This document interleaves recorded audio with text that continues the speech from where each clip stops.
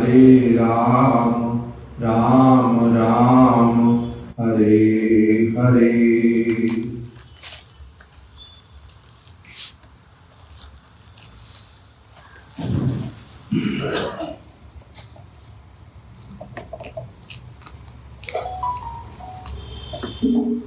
आज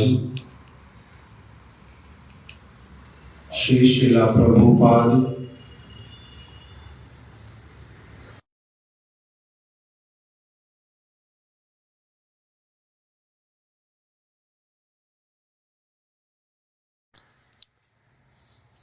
आश्रित जन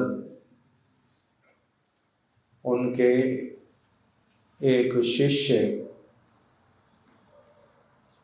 नित्य लीला प्रविष्ट ओम विष्णुपाद अष्टोत्तर शत श्रीमद् भक्ति विकास ऋषिकेश गोस्वामी महाराज जी का आज शुभ आविर्भाव दिवस है। इसीलिए आज हम लोग पहले उनकी कुछ महिमा कीर्तन करके उनके श्री चरणों में अपनी वांगमयी पुष्पांजलि जो है वो हम सब लोग प्रदान करेंगे। मैं करूँगा कीर्तन के माध्यम से, आप लोग करेंगे श्रवण के माध्यम से। इसी प्रकार से हम लोग उनके श्री चरण कमलों में पुष्पांजलि जो है वो अर्पित करेंगे। वैष्णवेर गुणगान कोरिले जीवेर त्राण सुनियाची साधु गुरु मुखे। कोई एक ऐसे भक्त जिनका शिला प्रभुपाद भक्ति सिद्धांत सरस्वती ठाकुर जी के साथ में कभी मिलना नहीं हुआ था, भेंट नहीं हुई थी, किंतु वो शिला प्रभुपाद जी की जो कथा उसको वो पढ़ते थे।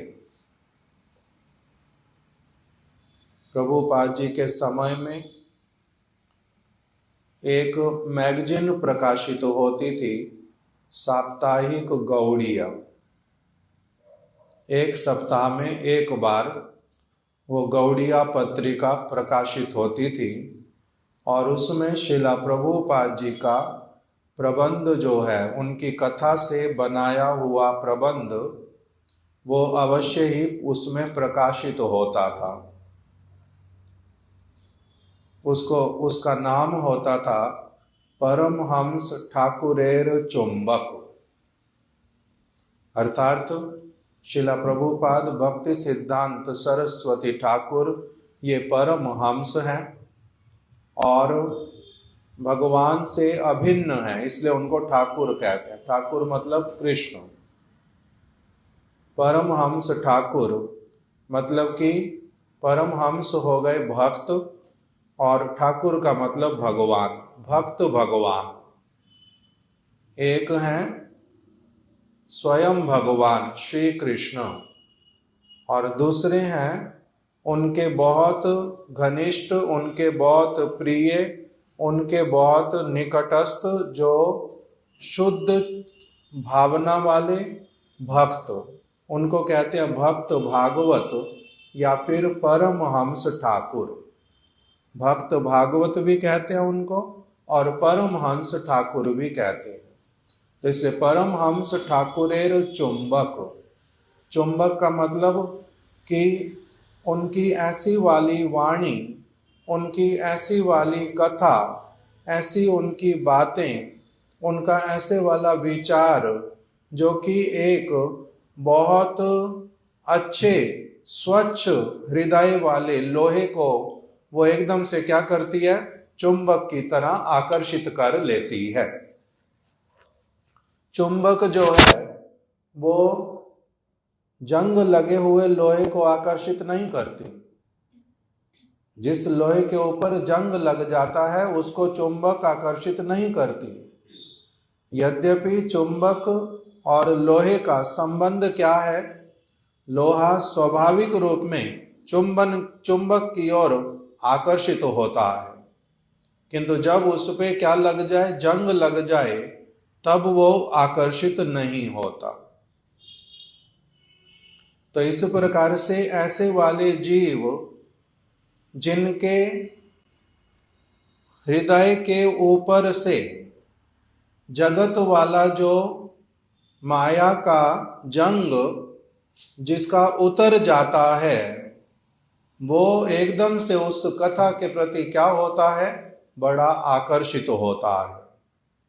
बड़ी पवित्र कथा, एकदम से भगवान के साथ में संबंध करवा देने वाली कथा, सारे तरह के पाप की प्रवृत्ति को दूर कराने वाली, अज्ञानता को दूर कर देने वाली, एक व्यक्ति को बहुत ऊंचे प्लेटफॉर्म पर लेकर के खड़ा कर देने वाली जो हरि कथा, इसलिए उसको क्या नाम दिया? परमहंस ठाकुरेर चुंबक। परमहंस ठाकुर की वाणी का आकर्षण, उस प्रकार से उनका वो प्रबंध जो है गौड़िया, साप्ताहिक गौड़िया में प्रकाशित होता था और उसको अलग अलग लोग पढ़ते थे।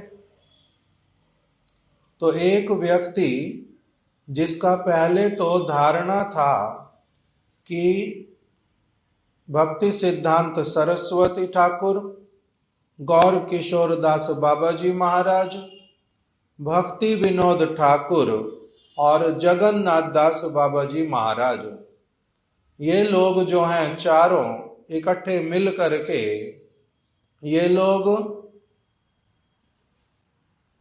शुद्ध भक्ति की बातें नहीं करते। इन लोगों का परंपरा जो है वो ठीक नहीं है।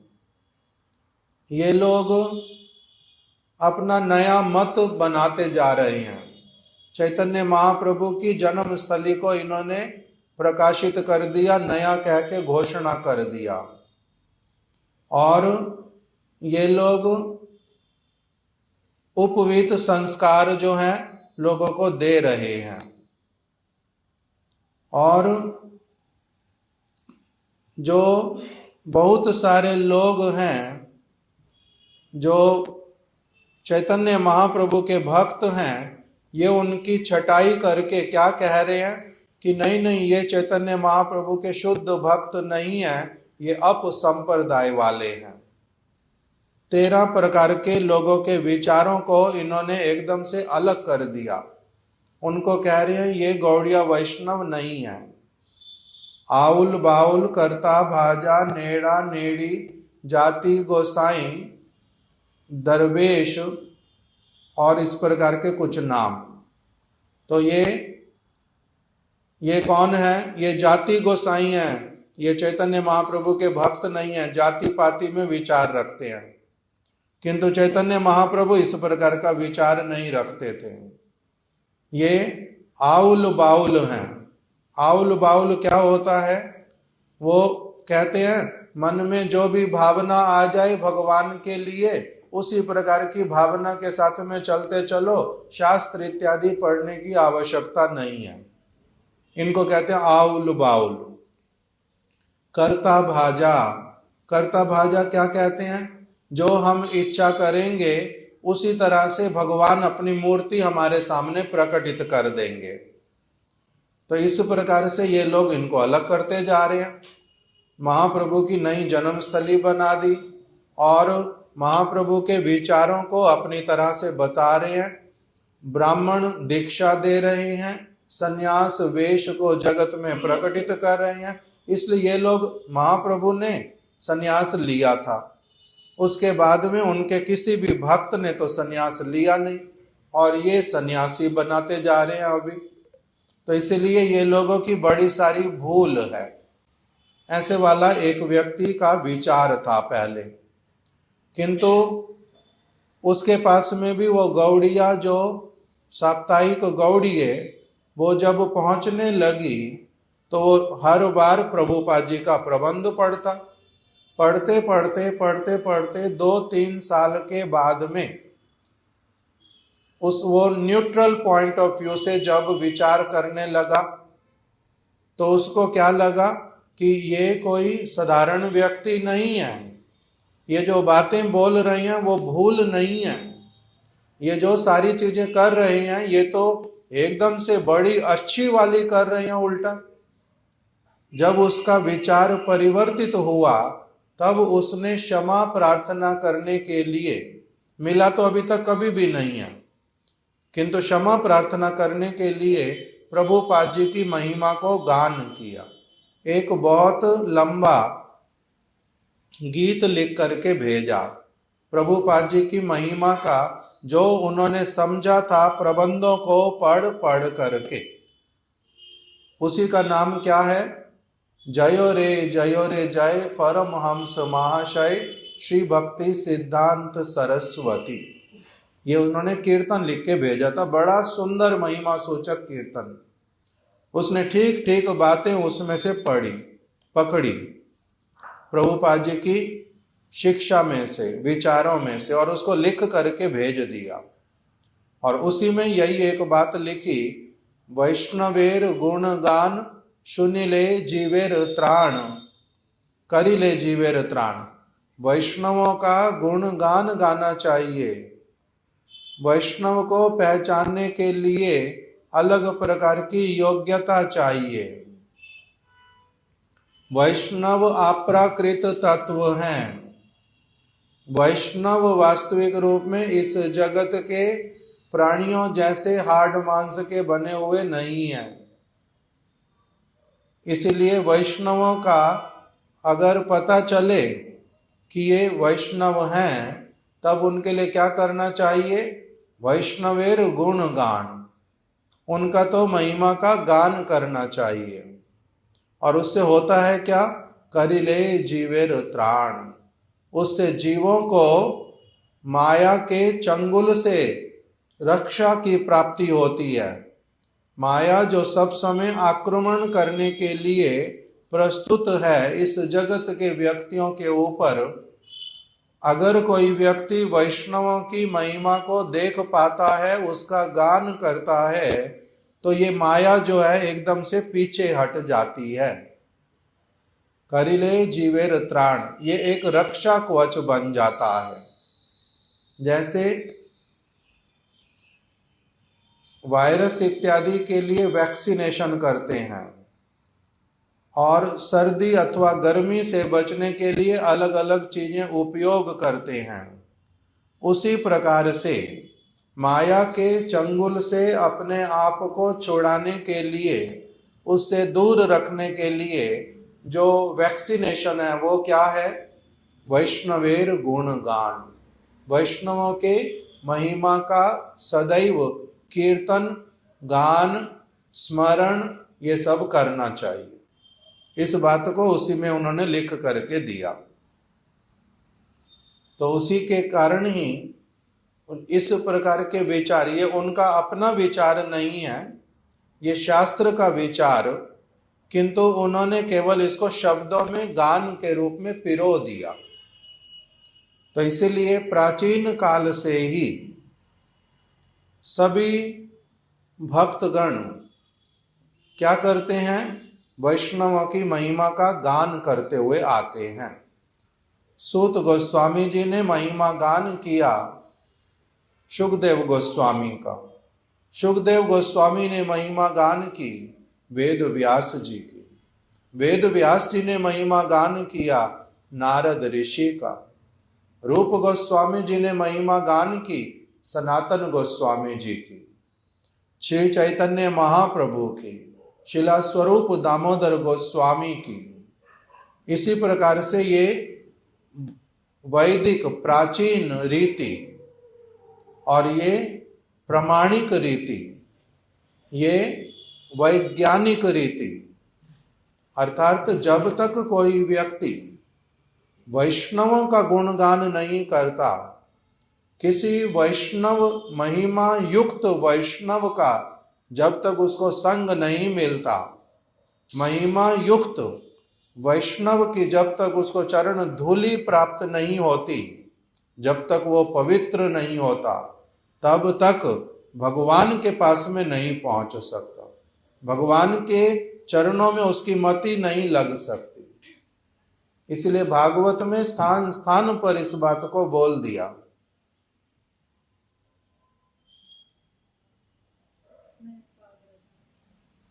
मतिर्न कृष्णे परता स्वतो वा मिथो अभिपद्येत गृही व्रतानाम। यही तो आदांत गोभिर मिश्रम तमिश्रम पुनः पुनश्चर्वित चर्वणानाम। कहां से शुरू किया था? मतिर्न कृष्णे परतो स्वतो वा, किसी की भी मति अपनी आप से भगवान के चरणों में बद्ध जीव की नहीं लग सकती, अपनी आप से हजार चेष्टा करने से भी नहीं लग सकती, एक मुहूर्त भी नहीं लगती। मंत्र करने बैठो उसी समय और स्थानों पर ही मति जाती है। मंत्र करने के लिए बैठा, सोच के बैठा 5 मिनट कम से कम करूंगा, तब भी नहीं लगती। हरि नाम की माला 2 घंटे 4 घंटे हाथ में रह जाती, शब्द बहुत बार मुख से निकल जाते, किंतु मति जिनके नाम बोल रहा हूं उनमें 1 मिनट भी जाती नहीं। मतिर न कृष्णे परता स्वतो वा, बद्ध जीव का मति अपनी आप से उनके चरणों में नहीं लग सकता। अपने जैसे बद्ध जीव उनके साथ में रहने से, उनके द्वारा चेष्टा करने पर भी, उनको कहने पर चलो हम इकट्ठे बैठते हैं, अभी थोड़ी सी भगवान की चर्चा करते हैं, वो करने पर भी वो केवल शब्द ही रह जाते हैं, वो भी भगवान के साथ में हृदय का, मन का संबंध नहीं हो पाता। इसलिए मतिर न कृष्णे परता स्वतो वा, अपने आप से भी नहीं लगता और अपने जैसी चित्त वृत्ति वाले व्यक्तियों के साथ में बाहरी रूप से वैसे वाला कुछ कार्य करने से भी भगवान में मति नहीं लगती। मतिर न कृष्णे परता स्वतो वा, नहीं लगती। फिर लगती कैसे है? नैषाम मतिस्तावत उरु क्रमांग्रिम। ये कौन सा श्लोक है?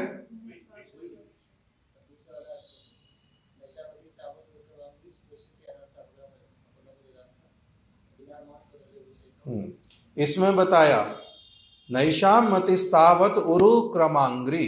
उरु क्रमांग्री मतलब उरु क्रम, जो भगवान, जो मैं जहां पर हूं मैं बहुत निम्न हूं, वो जहां पर है वो बहुत उच्च है, मेरी मति उसका स्पर्श भी कैसे करेगी? नैषाम मतिस्तावत उरु क्रमांग्री, उन भगवान के श्री चरण कमलों को वो स्पर्श तक भी नहीं कर पाती। उनके चरण कमलों को, अर्थात उनके चरण कमले के जो तलवे हैं उस तक भी स्पर्श करने तक का भी एक व्यक्ति का मति का योग्यता नहीं होता। उनके चरण को ऊपर से देखने का, उनके पूरे अंग प्रत्यंग को देखने का, उनके व्यक्तित्व को समझने का तो कहना ही क्या। दूर दूर से उनके चरण कमलों को उछल उछल के, छलांग लगा लगा करके भी एक व्यक्ति स्पर्श तक भी नहीं कर सकता। नैषाम मतिस्तावत उरु क्रमांग्रिम। आगे बताया बिना मत पाद रजोभिषेकम, जब तक एक व्यक्ति का महत्पाद अर्थात वास्तविक रूप में जो भगवान के समान उदार चरित्र, उनका परम भक्त, कोई परमहंस महापुरुष, जब तक उनके चरणों की रज में एक व्यक्ति का स्नान नहीं होता, उसमें जब तक उनकी विचारधारा में, उनकी कृपा से उनकी सेवा में जब तक एक व्यक्ति निमग्न नहीं होता तब तक उसकी मति भगवान के चरण कमलों का स्पर्श भी नहीं कर पाती। दूर दूर तक स्पर्श किसको किया जा सकता है? जिस चीज को देखेंगे, देखा ही नहीं स्पर्श कैसे होगा? इसी प्रकार की बात भागवत में स्थान स्थान पर बता दी। तो इसलिए बोलते हैं कि भगवान के चरण कमलों में मति, गुरुदेव बड़े सरल शब्दों में बोल देते थे कि वो पहले किस में लगेगी? गुरुपाद पद्म में। कौन से गुरुपाद पद्म? जो महत होंगे, जो वास्तविक रूप में महत होंगे, उनके चरणों में पहले लगेगी, उनका दर्शन होगा, उनके साथ संबंध बनेगा, तब फिर वही अपने आप से कहां ट्रांसफर हो जाएगी? भगवान में ऑटोमेटिकली वो अपने आप से हो जाती है। इसलिए वैष्णवेर गुण गान, वैष्णवों का महिमा गान करना चाहिए। अभी हम लोगों ने तो शिला भक्ति विकास ऋषिकेश गोस्वामी महाराज जी को देखा ही नहीं है, कभी मिले नहीं है, तो फिर उनकी महिमा गान कैसे करें? इसलिए उनकी महिमा गान करने के लिए हमें क्या करना पड़ता है?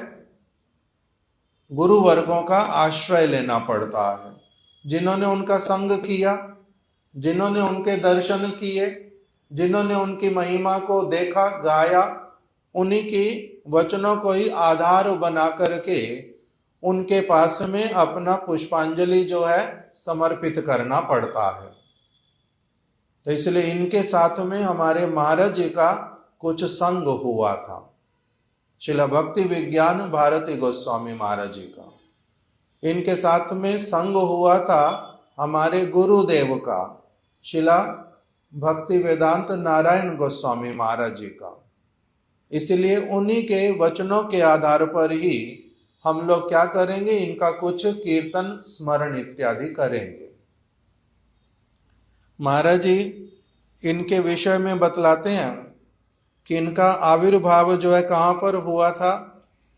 अभी जो स्थान बांग्लादेश कहलाता है, बांग्लादेश में इनका जन्म हुआ था।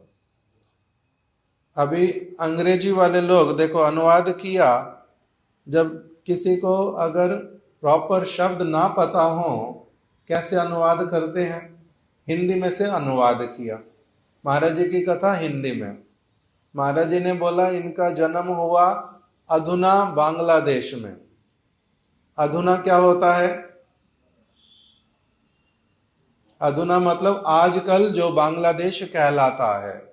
और जिन्होंने अनुवाद किया उन्होंने लिख दिया अधुना मतलब एक जगह का नाम है, बांग्लादेश में अधुना नाम के स्थान पर इनका जन्म हुआ था। ये अनुवाद करने वाले का छोटा छोटा ये चीज रह जाता, जिसको बहुत एक्वेंटेड ना हो भाषा के साथ में अगर कोई, तो इसलिए लिखा इनका जन्म कहाँ पर हुआ था? बांग्लादेश में।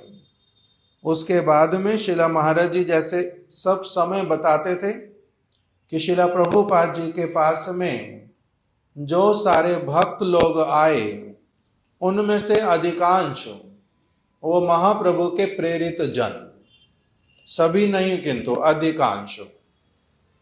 सभी का मतलब अलग होता है और अधिकांश का मतलब अलग होता है।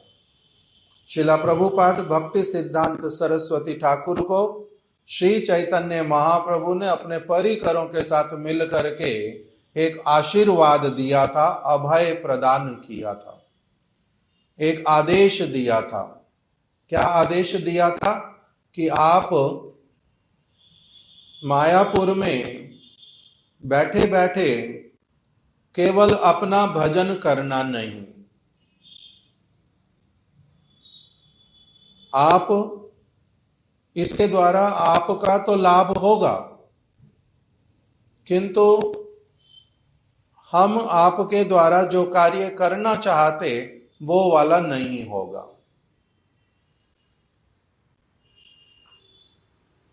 जो जिस उद्देश्य से श्री चैतन्य महाप्रभु इस जगत में आए थे, वो जो प्रचार कार्य जो रूप गोस्वामी, सनातन गोस्वामी, जो नित्यानंद प्रभु, जो हरिदास ठाकुर, इनके माध्यम से जो करवाना प्रारंभ किया था, वही सेवा कार्य तुम्हें अभी अग्रसर उसमें होना है।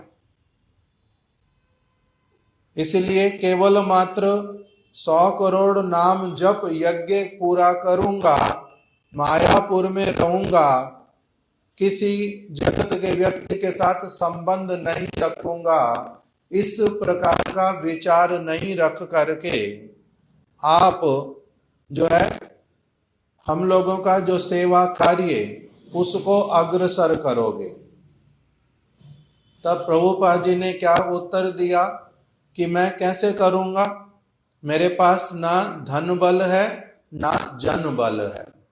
और उन्होंने क्या कहा साथ ही साथ में, उसके लिए आपको चिंता की आवश्यकता नहीं, वो हम लोग भेजेंगे, उसके लिए चिंता नहीं।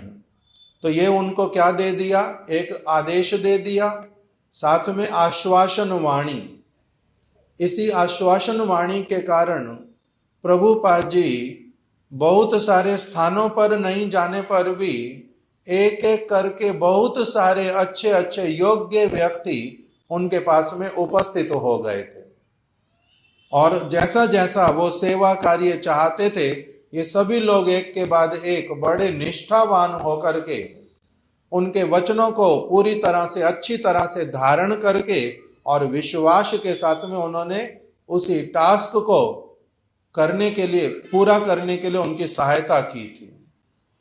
तो इसीलिए सभी गुरुवर्ग यही कहते, हमारे महाराज जी भी बार बार इसी बात को बोलते थे कि इसलिए जो प्रभुपाद जी के पास में लोग आए, उनमें से बहुत सारे वो कौन से वाले लोग थे, महाप्रभु के प्रेरित जन, अर्थात श्री चैतन्य महाप्रभु के द्वारा शिला भक्ति सिद्धांत सरस्वती ठाकुर की सहायता करने के उद्देश्य से भेजे गए उनके अपने निज जन, उनके अपने ही धाम से।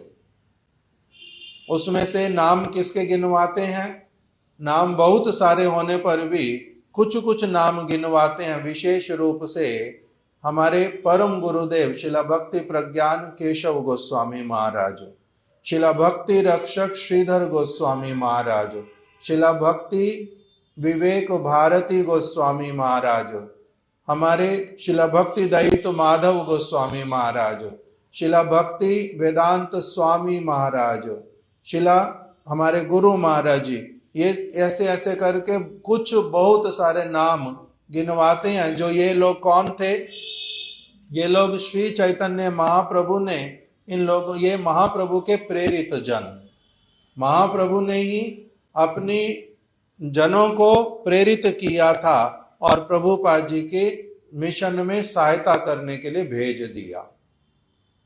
तो इसीलिए हमारे महाराज जी यही बोलते थे कि प्रभुपाद जी के बहुत सारे शिष्य लोग जो हैं वो कौन से वाले थे, जो महाप्रभु के प्रेरित जन, वो प्रभुपाद जी के अंतर हृदय को जानते थे। वो प्रभुपाद जी के पास में उनका विद्यावत्ता देख करके केवल आकर्षित नहीं हुए थे, वो केवल मात्र उनके बहुत सारे मठ मंदिर को देख करके, उनके वैभव को देख के आकर्षित नहीं हुए थे। वो केवल ये जान करके कि ये इनका जन्म बहुत बड़े कुल में हुआ है, इसलिए ये लोग आकर्षित नहीं हुए थे। ये लोग, इनके पास में बड़े बड़े ब्राह्मण लोग रहते हैं, इसलिए इनका महिमा है, इसलिए ये लोग नहीं आए थे, बल्कि एक स्वाभाविक रूप में इनके साथ में मिलने के साथ ही साथ में जैसे एक दूसरे के लिए बने हों, उसी प्रकार से उनके साथ में सारे जीवन के लिए समर्पित होकर के रह गए। ये अलग प्रकार के लोग, इसलिए इनका नाम दिया महाप्रभु के प्रेरित जन। जो प्रेरित नहीं थे उनका भी पता चल गया, वो उनके विचारों को ले नहीं पाए, नित्य संबंध रख नहीं पाए, अलग अलग उद्देश्यों से आए थे। जब तक उद्देश्य पूरे होते रहे, रहते रहे, जब उद्देश्य पूरे नहीं हुए तो इनके छोड़ करके, इनका विरोध करके भी चले गए।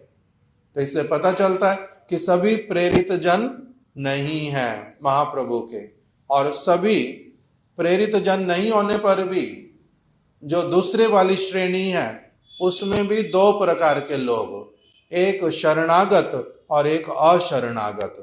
एक कृपा भाजन हो पाए, दूसरे वाले कृपा भाजन नहीं बन पाए। अर्थात एक सिंसियरली साधक के रूप में उनको गुरुपाद पद्म के रूप में धारण करके अपना साधन करते करते अग्रसर होते गए, और दूसरी तरह के वो वाला भी नहीं कर पाए, इस प्रकार के।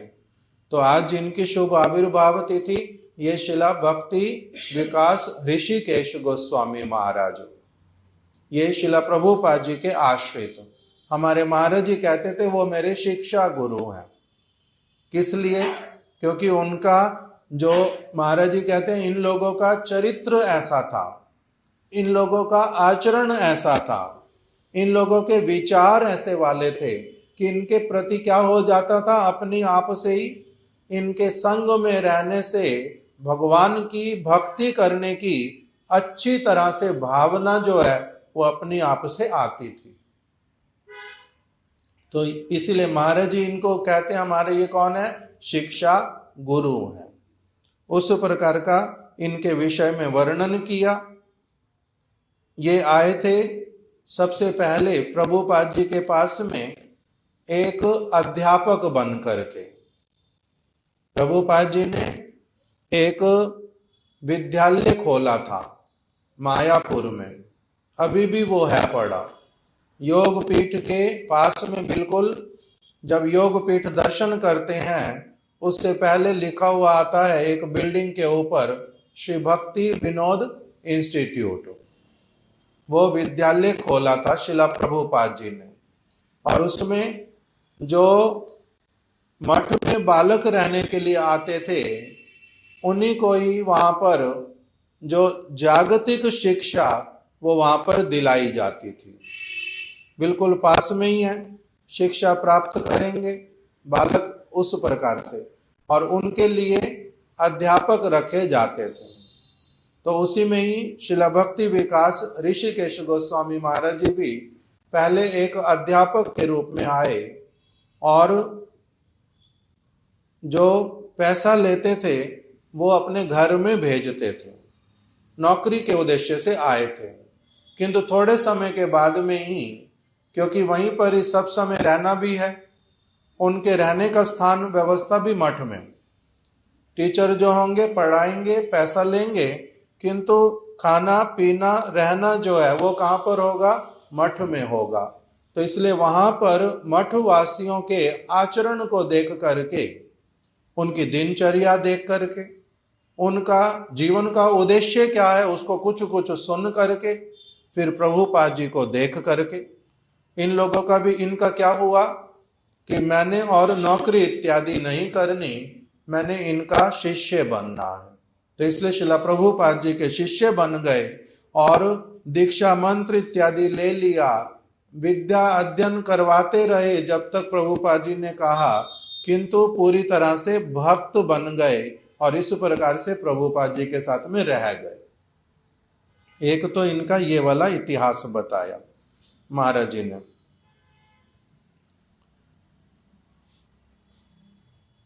दूसरा बताया कि शिला प्रभुपाद जी के समय में अलग अलग सेवाएं करते थे और प्रचार इत्यादि में भी भेजा प्रभुपाद जी ने इनको।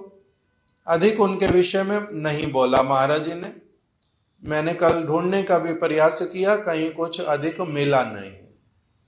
दूसरा यहाँ पर फिर महाराज जी ने बताया शिला प्रभुपाद जी के जाने के बाद जब गौड़िया मठ में एक अलग प्रकार की असुविधा आकर के खड़ी हुई, उसके विषय में पढ़ा मैंने कल कि शिला प्रभुपाद जी जिस जिसको प्रचार कार्य में भेजते थे उनके नाम के साथ लगता था आचार्य। आचार्य मतलब आचरण करके जो शिक्षा प्रदान करते हैं, प्रचार करते हैं। दो कार्य जो एक साथ कर सकते हैं उनको आचार्य प्रभुपाद जी कहते थे। तीन प्रकार के लोग होते हैं। एक है जो आचरण करते हैं किंतु अभी अपना आचरण पूरी तरह से मेरा ठीक हुआ नहीं हुआ, मेरे को अभी भय लगता है, मैं प्रचार में जाऊंगा, बहुत प्रकार के लोगों से मिलूंगा, उनके जैसा रंग मेरे ऊपर उल्टा ना चढ़ जाए, मैं ऐसे वाला चंचल मती हूँ कि अभी तो वैष्णवों के साथ रहता हूँ, सारा कुछ वैष्णवों जैसा करता हूँ, किंतु जब किसी के साथ मिलता हूँ थोड़ा सा उनके विचारों को सुन के उससे भी बहुत जल्दी इन्फ्लुएंस हो जाता हूँ और फिर ये वाला छोड़ देता हूँ, वो वाला पकड़ लेता हूँ। तो जिसको इस प्रकार का भय लगता है वो प्रचार में जाता नहीं किंतु आचरण अपना अच्छे से करता है। और कोई आचरण बड़े अच्छे से करते हैं किंतु दूसरे लोगों के साथ मिलने का कभी स्वभाव बना नहीं। उस प्रकार का घर में रहते हुए बड़े होते हुए एक्सपोजर नहीं हुआ कि किसी के साथ में बैठ सकते, किसी को कुछ समझा सकते, किसी को कुछ बतला सकते, वैसे वाला नहीं होने पर वो भी फिर क्या निर्णय करते हैं अपने मन में कि हमें अपना अच्छे से एक ही स्थान पर रहना, भजन करना, सेवा जितनी होएगी मैं करता रहूंगा, किंतु उसमें मैं एक्सपर्ट नहीं हूं, लोगों को मैं नहीं इतना बिठा करके कुछ समझा सकता। तो ये लोग क्या करते हैं, केवल आचरण करते हैं। दूसरी तरह के लोग हैं जो क्या करते हैं, आचरण भी करते हैं और साथ ही साथ में फिर प्रचार भी करते हैं, किंतु अपनी चीजों को सब समय पूरी तरह से मेंटेन्ड रखते हैं। अपना हरि नाम, अपना जो आनिक इत्यादि करना, अपना जो ग्रंथ पाठ करना, अपना जो फोकस गुरु वर्गों की सेवा, ये सारी चीजों को पूरी तरह से करते हुए उसके साथ ही साथ में जो और स्थानों पर जाकर के वहां के व्यक्तियों को भी भगवान की वार्ता, गुरुपाद पद्म के विचार, सद आचरण करने के लिए प्रेरित करते हैं।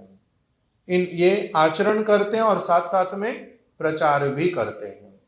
और तीसरी तरह के लोग हैं जो आचरण ठीक से कर नहीं पाते किंतु तब भी बाहरी उद्देश्यों को देख करके कि जो प्रचार में जाता उसको बड़ी प्रतिष्ठा प्राप्त होती है, जो प्रचार में जाता उसको बड़ा सारा पैसा मिलता है, जो प्रचार में जाता है अपना आराम से इधर घूमता है उधर घूमता है, कभी कहीं चले जाओ कभी कहीं, कोई सेवा लेकर के रहना नहीं पड़ता, अपनी इच्छा से अपना बस थोड़ी सी तैयारी करो और कुछ भाषण दे दो और उसके बाद में अपना बड़े आराम से चलता है। जो प्रचार तो कर देता है रट करके, देख करके, थोड़ा सीख करके, किंतु अपने जीवन में उस चीज का आस्वादन नहीं करता। क्यों नहीं करता? क्योंकि अभी लत किस चीज की लगी हुई है, जगत से ही पहले से पैसे की, आराम की और यश प्राप्त करने की, बड़ा होने की। अंदर ही अंदर कौन जानता है मैं क्या करता हूं क्या नहीं करता, इसलिए आंखों में धूल झोंकता है लोगों की। और कई बार लोगों को पागल बनाने के लिए नहीं किंतु खुद ही मूर्ख होता है, इसलिए खुद अपना गधे के जैसा कंधे पर जो है वो गुड़ तो ढोता है किंतु गुड़ खाता नहीं कभी भी। बहुत बार लोगों को पागल बनाने वाले भी नहीं होते, जो केवल प्रचार करते हैं आचरण नहीं करते, कई बार तो शैतान होते हैं, दूसरों को धूल झोंक करके अपने आप को साधु दिखा करके बहुत कुछ करते हैं। बहुत बार ऐसे वाले नहीं भी होते, बिल्कुल पागलपन एकदम से, तो उसी में क्या करते हैं अपना नुकसान करते रहते। तो ये क्या करते हैं, केवल प्रचार। तो तीन प्रकार के लोग, एक क्या करते हैं, केवल आचरण करते हैं, कई कारणों से प्रचार नहीं कर पाते, और कोई क्या करते हैं, आचरण भी करते हैं और प्रचार भी करते हैं। और तीसरी तरह के जो हैं वो कौन है? केवल प्रचार करते हैं, आचरण नहीं करते, आचरण बहुत कम, और जो भी करते हैं वो भी दिखावट के लिए। तो इन तीनों में से सबसे निम्न किसको कहा? जो केवल प्रचार करता है, आचरण नहीं करता। मध्यम कौन सा है? जो आचरण करता है किंतु प्रचार नहीं करता।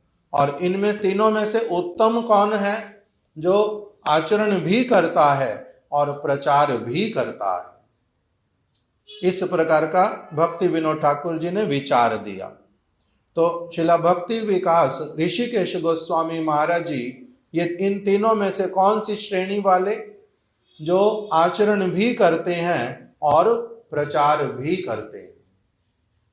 किंतु इनके जीवन में प्रभुपाद जी के जाने के बाद में, हाँ, बताना जो प्रारंभ किया था कि कल पढ़ना शुरू किया किसी एक विषय को, उसमें बताया कि प्रभुपाद जी जो हैं, जब किसी में देखते थे कि अच्छी तरह से आचरण करने में ये प्रतिष्ठित और प्रचार भी अच्छे से कर सकते हैं, तब ऐसे वाले व्यक्तियों को स्वयं निर्देश देते थे कि आप क्या करेंगे? अब आप आचार्य का कार्य करते हुए बाहर प्रचार करेंगे। इसलिए उन जो पहले कीर्तन बताया मैंने सबसे पहले, जो एक वैष्णव ने वंदना की, उसी में उन्होंने लिखा, देशे देशे निष्किंचन प्रेरिला वैष्णव गण, हरि गुण गाथा विस्तारिते। कि आप हे प्रभुपाद, आप कैसे वाले हैं? देशे देशे निष्किंचन। देशे देशे मतलब बंगाली भाषा में देश देश का मतलब होता है स्थान स्थान पे। देशे देशे निष्किंचन, आपने स्थान स्थान पर किसी को कश्मीर में, किसी को पंजाब में, किसी को दक्षिण भारत में, किसी को उत्तर प्रदेश में, किसी को कहीं पर, किसी को कहीं पर, उड़ीसा में, आसाम में, बंगाल में, अलग अलग जगह पर आपने भेजा। देशे देशे निष्किंचन, किंतु किसको भेजा? निष्किंचन, जो इस स्तर पर खड़े हो गए कि भगवान ही एकमात्र उनकी संपत्ति हैं, जिनमें और किसी वस्तु के लिए लोभ नहीं रह गया, किसी वस्तु का और आकर्षण नहीं रह गया, जिनका चरित्र बहुत पवित्र, जो बाहर जाने पर दूसरों का मंगल ही मंगल करेंगे। इस प्रकार के जो भक्त, देशे देशे निष्किंचन प्रेरिला वैष्णव गण, ऐसे वाले वैष्णवों को आपने प्रेरित किया। किसके लिए? प्रचार कार्य भी करो, आचरण करते हुए प्रचार करो, केवल प्रचार करना नहीं। केवल प्रचार वो जगत में ही आप लोगों को पुनः पुनः रखने के लिए बना है। केवल प्रचार जो करते वो इस जड़ जगत से उद्धार प्राप्त नहीं कर पाते। इसीलिए किसको भेजा? जो निष्किंचन, जो परम पवित्र चरित्र, जिनके संग से अवश्य ही जो सुकृतिवान व्यक्ति, उनको लाभ होगा ही होगा।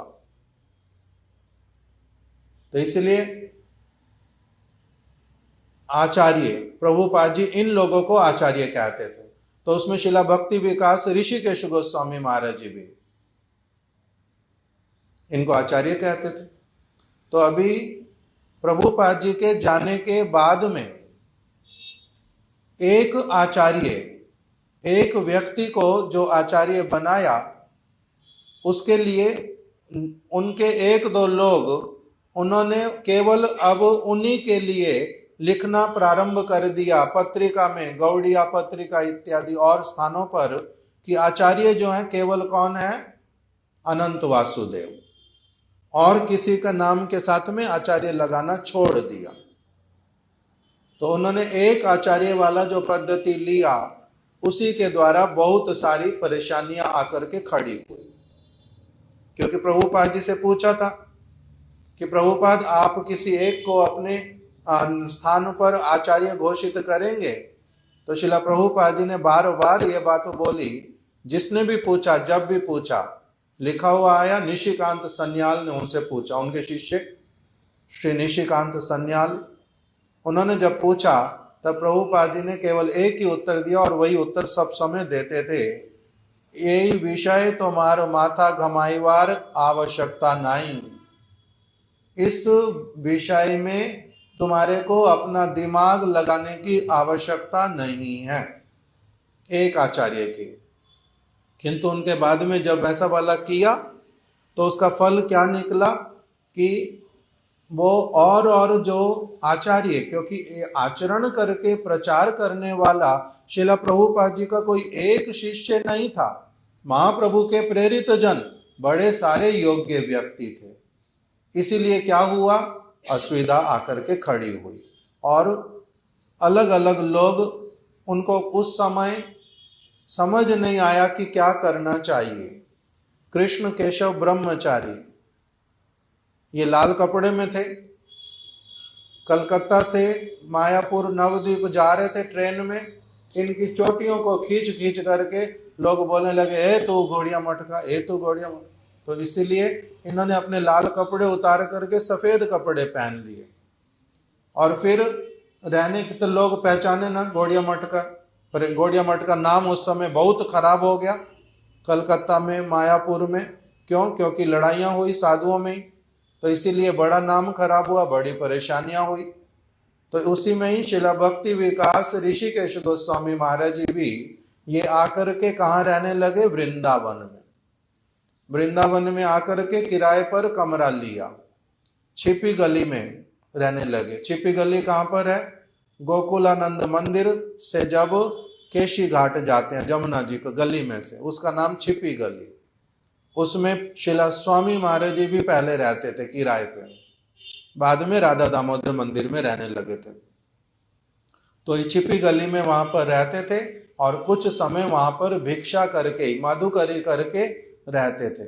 तो महाराज जी बोल रहे हैं किंतु उस समय बड़ी अलग अलग प्रकार की असुविधाएं आने पर भी इन लोगों ने हरि भजन करना छोड़ा नहीं। प्रभुपाद जी के प्रति इनकी निष्ठा में कोई असुविधा हुई नहीं। गौड़िया मठ का वास्तविक जो उद्देश्य था उसके विषय में इनका कोई संशय आया नहीं। जैसे कल हमने सुना था, स्वामी महाराज जी ने गुरुकुल बनाया, उद्देश्य बड़ा अच्छा, किंतु बीच में कुछ लोगों ने गड़बड़ी अगर कर दी तो इसमें क्या करेंगे, इस जगत के नियम। इसी प्रकार से इसलिए इनका गौड़िया मठ के विचारों के प्रति, प्रभुपाद जी के विचारों के प्रति, हरि भक्ति के प्रति उसमें कोई शिथिलता नहीं आई। अच्छी तरह से करते रहे, जीवन जैसे चलेगा कोई बात नहीं। इसलिए वृंदावन में कुछ समय के लिए वास किया। उसी में महाराज जी बोलते हैं कि इन्होंने क्या किया था, 1956 में हमारे साथ में ब्रजमंडल परिक्रमा किया। अर्थात शिला भक्ति दयित माधव गोस्वामी महाराज जी ने ब्रजमंडल परिक्रमा करवाई, तो उसमें शिला भक्ति विकास ऋषिकेश गोस्वामी महाराज जी ने भी उसी में योगदान दिया। फिर अपने गुरु भाइयों के साथ में जब अच्छे से फिर से मिलना हुआ, तब इन्होंने फिर से क्या निर्णय किया कि मैं अभी ऐसे अकेला अकेला नहीं रहूंगा। प्रभुपाद जी इस तरह से अकेले रहने वाले व्यक्ति को कभी भी अच्छा नहीं मानते थे। प्रभुपाद जी ऐसा उपदेश बिल्कुल नहीं देते थे कि व्यक्ति क्या करे, एकांत में अपने आप से रहे और भजन करे। निर्जन भजन के लिए प्रभुपाद जी कभी भी जो है सहमति नहीं देते थे। तो इसलिए मेरे को निर्जन भजन नहीं करना। तब फिर इन्होंने अपने गुरु भाइयों के साथ में रहना प्रारंभ किया, उनके साथ में ही अपना अलग अलग स्थानों पर सेवा करते। इस प्रकार का भी उनके विषय में बतलाया। और जब जब वृंदावन रहते थे, शिला विश्वनाथ चक्रवर्ती ठाकुर जी की बात को स्मरण करके हर रोज वृंदावन की परिक्रमा करते थे। 5 कोसी वृंदावन की परिक्रमा हरि नाम करते करते।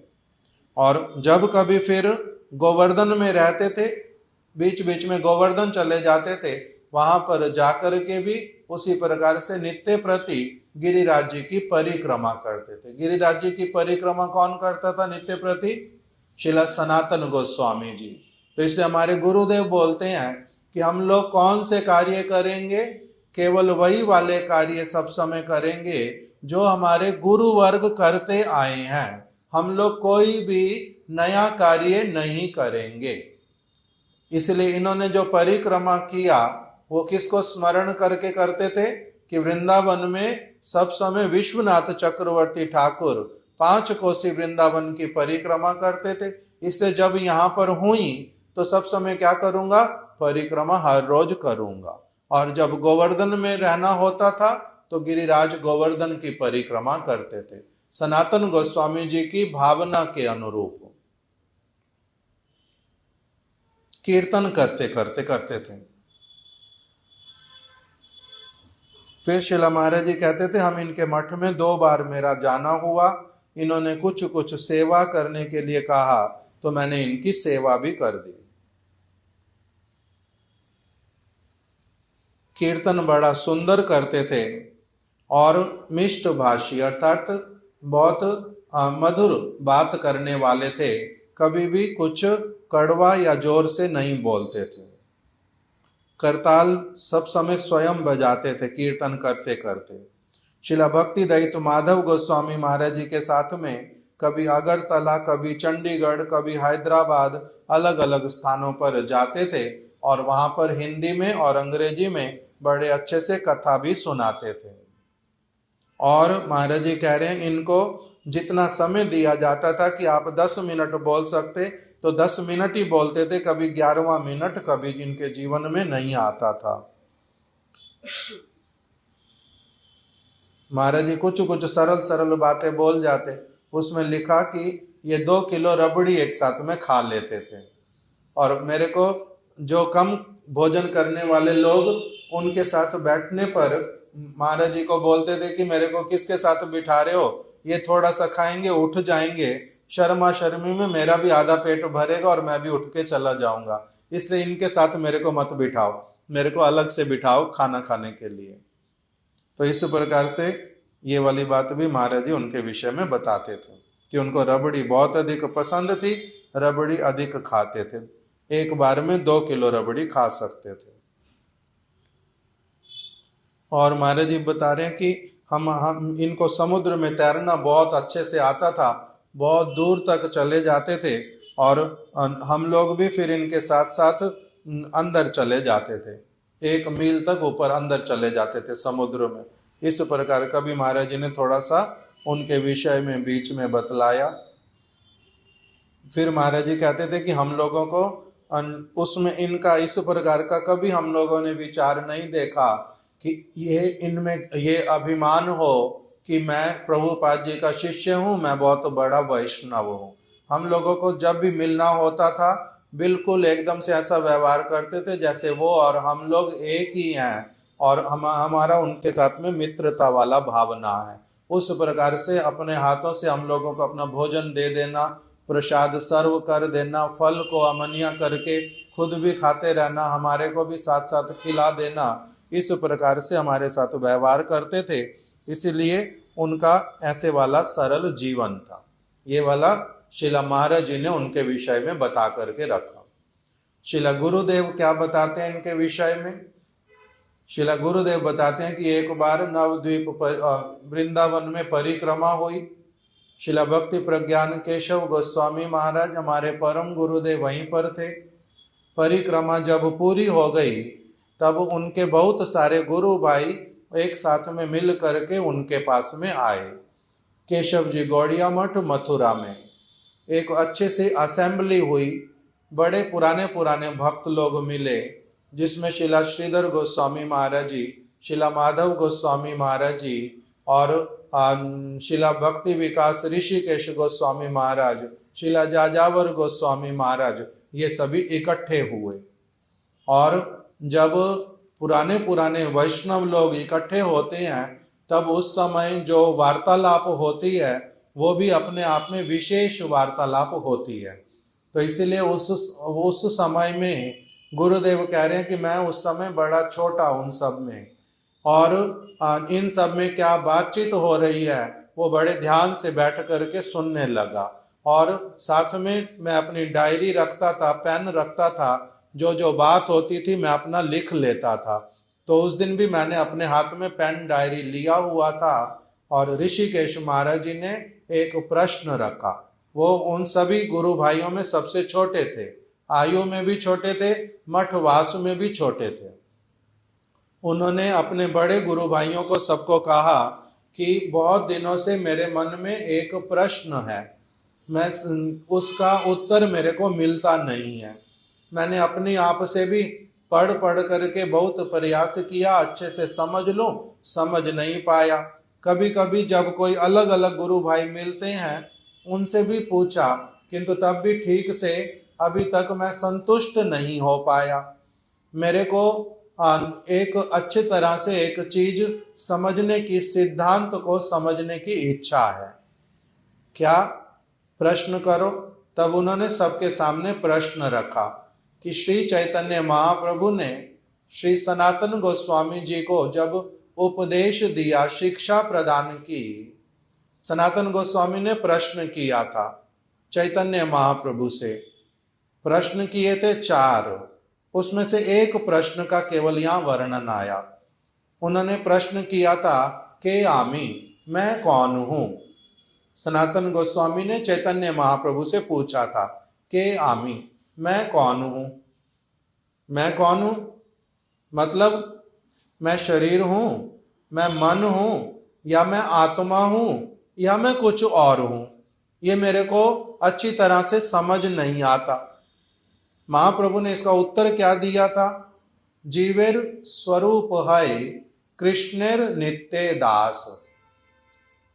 सभी जीवात्माओं का, केवल तुम्हारा नहीं, जितने भी सारे जीव हैं, भले ही कोई मनुष्य के आकार में है, स्त्री है, पुरुष है, कोई पशु के आकार में है, कोई सांप के रूप में है, कोई मछली के रूप में है, कोई मच्छर के रूप में है, जिस भी रूप में जीवित दिखाई देने वाला प्राणवान सजीव प्राणी जो है, वो प्राणी मात्र ही क्या है, जीवेर स्वरूप है कृष्णेर नित्य दास।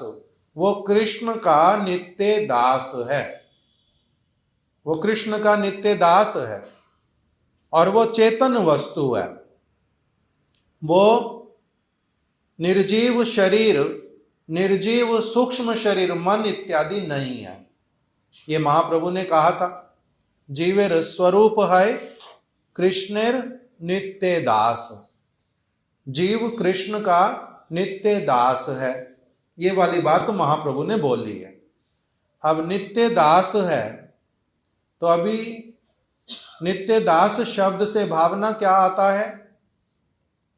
अभी तो नित्य दास, मैं नित्य दास हूं, तो मैं फिर अभी क्यों नहीं उनकी दासता कर रहा।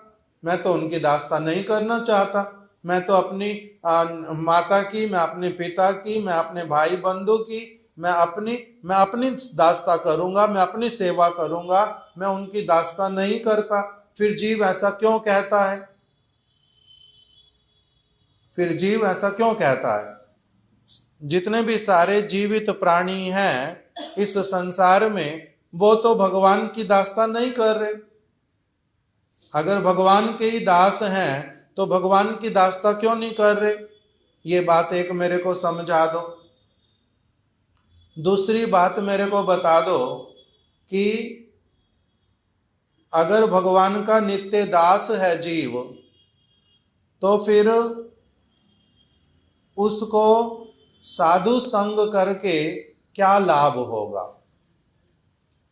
साधु संग अगर करेगा उससे उसका लाभ क्या होगा, साधन भजन करेगा उससे उसका लाभ क्या होगा। इस प्रकार के प्रश्न रखे। जीवात्मा जो है वो दिखने में कैसी है, जीवात्मा खाती क्या है, जीवात्मा कहाँ रहती है जब उसकी सिद्धि हो जाती है, जब माया के चंगुल से छूट जाती है। साधु के संग से उसका जो है वो स्वरूप गठित होता है, या फिर पहले से ही उसका अपना कोई स्वरूप है। अर्थात जब उसकी सिद्धि होएगी, जब भगवान के धाम में पहुंचेगा, उसके अंदर में जो भावना होगी वो किसके जैसी होएगी? नंद बाबा यशोदा माता जैसी कि कृष्ण मेरे पुत्र हैं? उसके मन में भावना होएगी कि कृष्ण मेरे सखा हैं श्रीदाम सुबल की तरह? या फिर उनके हृदय में भावना होएगी गोपियों के जैसी कि कृष्ण हमारे प्रियतम हैं? कैसे वाली भावना आएगी? और ये भावना कहाँ से आएगी? पहले से उसमें है या फिर जिस तरह के साधु का संग करेगा वैसे वाला वो बनेगा, वैसी वाली भावना उसकी डेवलप होएगी? ये सारे प्रश्न इन्होंने रखे थे। और भी स्पष्टता के साथ में कुछ उसमें और भी बातें हैं, हम लोग कल श्रवण करेंगे इसको कि इन्होंने क्या प्रश्न रखे। और फिर इसके उत्तर में शिला भक्ति रक्षक श्रीधर गोस्वामी महाराज और हमारे परम गुरुदेव शिला भक्ति प्रज्ञान केशव गोस्वामी महाराज जी ने क्या उत्तर प्रदान किए कि जीव का स्वरूप क्या होता है और अभी वो क्यों भूल गया है कि वो भगवान का नित्य दास है, और फिर साधु संग से कैसे वो भगवान की ओर बढ़ता है, और साधु संग से उसको क्या लाभ होता है, उसका नित्य स्वरूप जो है पहले से है या साधु संग से नया बनता है। इस सारी बातों का उन्होंने जो उत्तर दिया वो हम लोग कल इसको अच्छे से श्रवण करेंगे। ये प्रश्न शिला भक्ति विकास ऋषिकेश गोस्वामी महाराज जी ने बड़ी अच्छी तरह से रखे थे अपने गुरु भ्राताओं के सामने। इसीलिए इसी से ही हमारे गुरुदेव बोलते थे कि देखो कितना अच्छा वाला प्रश्न रखा, कितना गूढ़ रूप में सारी बातों को ये विचार करते होंगे और कितना अच्छी तरह से भजन करते होंगे जो इनके मन में इतने अच्छे अच्छे प्रश्न आए। जिसके मन में जितने अच्छे प्रश्न आते हैं, इसका अर्थ क्या है? उतना सिंसियरली वो क्या करता है? भजन करने का प्रयास करता है। आलतू फालतू के प्रश्न नहीं, केवल समय व्यतीत करने के लिए प्रश्न नहीं, सारे पूछ रहे हैं से मैं भी कुछ ना कुछ पूछ लेता हूं, वैसे वाला प्रश्न इनका नहीं है। इनके प्रश्न बड़े गंभीर, बड़े अच्छे वाले, और जिसके द्वारा इनके गुरु भाइयों ने भी बड़े अच्छे अच्छे उत्तर प्रदान किए। वो सारा विषय हम लोग कल श्रवण करेंगे। शिला भक्ति विकास ऋषिकेश गोस्वामी महाराज की जय, उनकी शुभ आविर्भाव तिथि की जय, उनकी तिथि पालन करने वाले भक्त वृंद की जय। गौर प्रेमानंदे हरि हरि बोल, हरि हरि बोल।